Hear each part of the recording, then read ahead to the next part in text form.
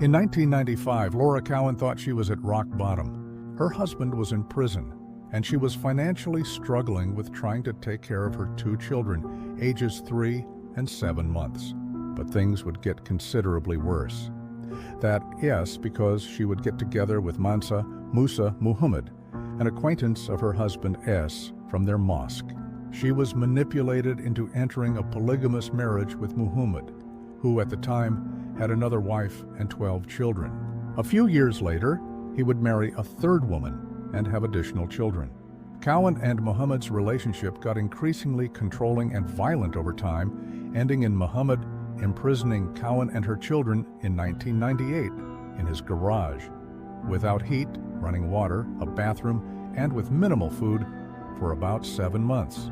He nailed the door of the darkened garage shut from the outside. Inside, the victims slept on thin mattresses and urinated in plastic jugs. Cowan and her children were physically abused during her years with Muhammad. Cowan was also sexually abused. The Lifetime original movie Girl in the Garage, The Laura Cowan Story, is based on a true story. X-Story spoke with Cowan about her experience in the garage and her eventual liberation. When most people think of abduction, they picture a moment of dramatic force, a chloroform rag to the face, followed by a locked door, for example. But your abduction didn't happen that way. Can you talk about how it did occur? At first, it was more like not being released. I'd want to leave and he wouldn't let me. He would try to talk you out of it, soothe things down. Then, when I tried to leave, it would be hard. He would never let you use the phone, and if he did, to contact the gas company, say, he'd be on the other end. He'd listen in on everything. I was trying to find ways to escape. I put a note in the bathroom of a grocery store we went to. That was the last time I tried. And after that, he took me and my 2 children, and he put us in the garage and said, "This is where you'll stay." Until I say so, and we were in that garage for a little over 6 months, maybe 7 to 8 months. For how many hours a day? 24 hours a day, 7 days a week. The only time he would let me out, it'd be because we had buckets in there to urinate. Because he would let us come into the main house to use the bathroom or wash up. So every 2 days or so he would take me and my son, and we'd walk out in the backyard and dump the buckets of urine. Or when he had to go into town and handle some business or something, to talk to someone, he would have me come help him with that. He used me as a buffer for talking to individuals or handling business. Were you concerned about the health of your children? Very. My son, his stomach was extending, and mostly that was from malnutrition, dehydration. His skin was sagging. Even the color of the skin wasn't brown. It was a greenish, murky-looking brown. We were literally dying in there. Eventually, you were rescued. Can you explain about how that came to pass?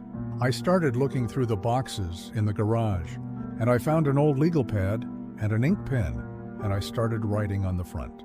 It was maybe 13 pages or so, and then I flipped over on the back because the pad had run out.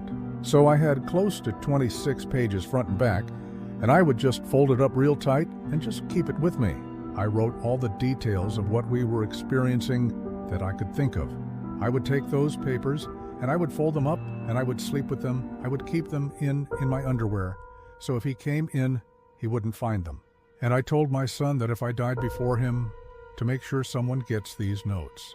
And those letters I was able to get out to a postal worker, how'd that happen? Where we lived was real rural. You had to go into town to pick up your mail. And I had applied for food stamps a month before. When they came, he took me into town to retrieve this package.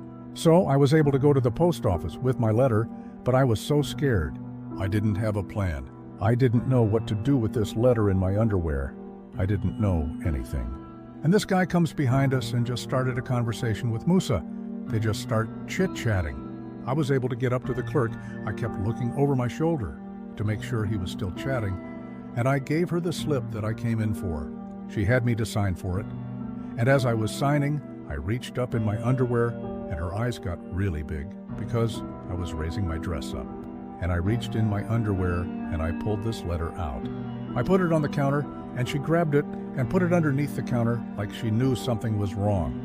As we were walking out the door, I looked back at her, and all she did was nod. That's all she did, like everything's gonna be okay. I was hesitant to tell my kids anything because I didn't want to get their hopes up. But 2 days later, at 5 or 6 in the morning, the sheriff's department was knocking on the door. Muhammad was arrested in November 1999. On June 12, 2008, after years of significant trial delays, he was convicted on 25 counts, including torturing and abusing children and falsely imprisoning his wives. On February 14, 2009, he was sentenced to 7 consecutive life terms.